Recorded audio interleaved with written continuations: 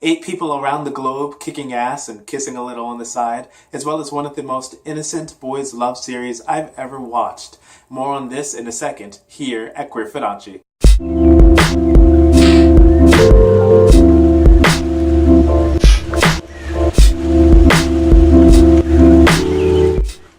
Hi, my name is Devin Jackson Randall, or DGR, and welcome to Queer Fudanshi. Today we are going to be talking about Sense8 episodes 10 through 12, as well as the first whole season of Lovesick the series. Remember that this is spoilers conversation, so if you guys have not checked out any of these properties, make sure to stay for the description to see if you like it, and then go watch the properties and come back later to join the conversation. In addition, there are section times in the description down below if you guys want to skip around.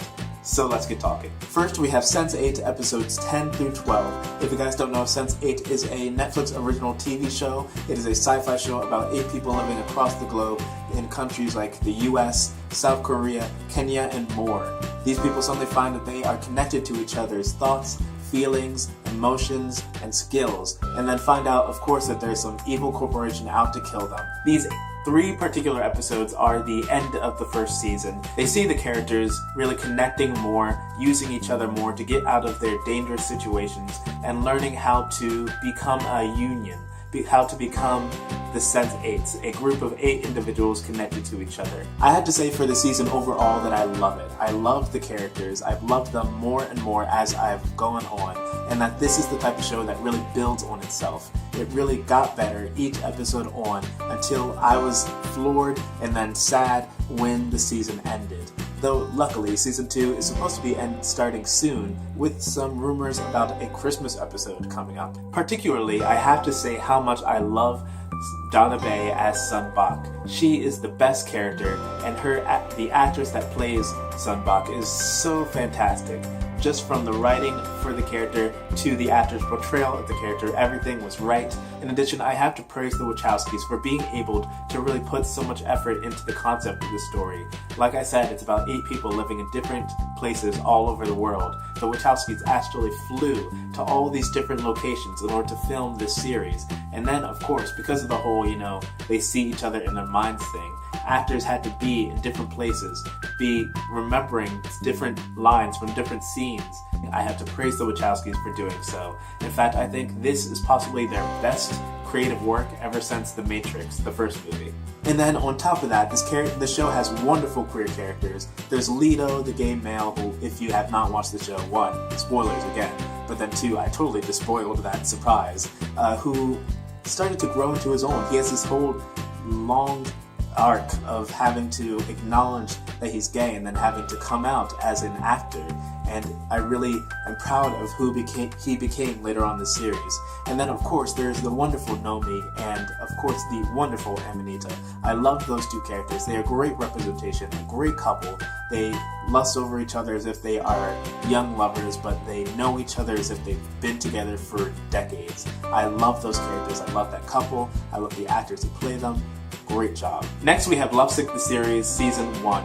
I have been asked by multiple people to review this series, and so I got to it finally. It's been delayed a little bit and a little bit more, but I did get to it. If you guys don't know, Lovesick is another TV show from Thailand. It actually has 2 seasons right now. The first season was back in 2014, and then season 2 was back in 2015. The show is about 2 high school boys. No, who is finding out that his music club does not have enough budget for them to continue making music. And then he goes to the student council and talks to the secretary, who then goes to him and says, okay, I'll help you out if you do this for me. It turns out that his father wants him to date a friend's daughter, but he doesn't want that. And he knows that his sister has some good leeway with the father, daddy's girl and all that.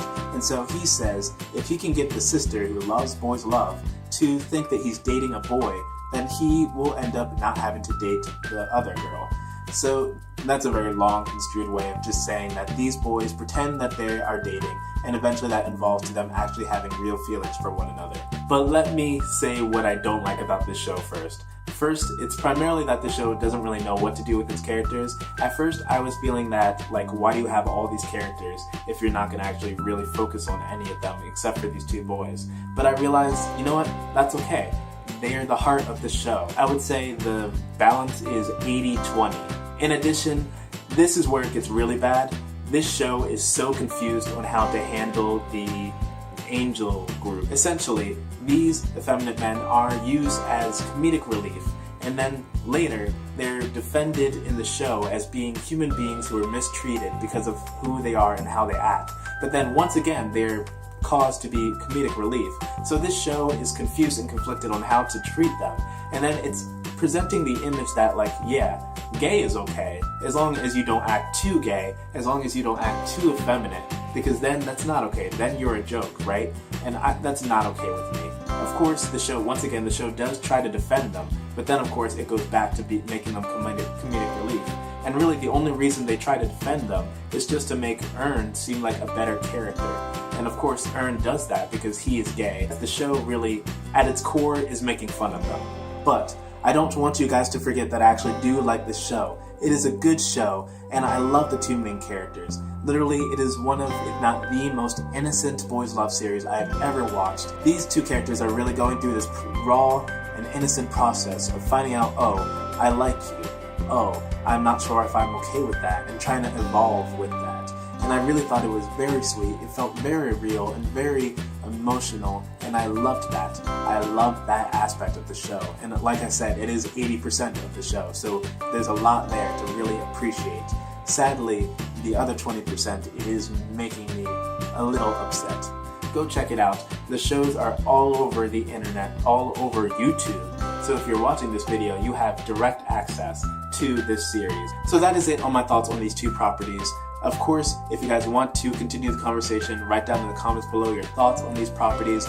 And if you guys want, I have a full review of Lovesick, the series, Season 1. I have my thoughts on every episode in the blog post, link in the description. Go check that out.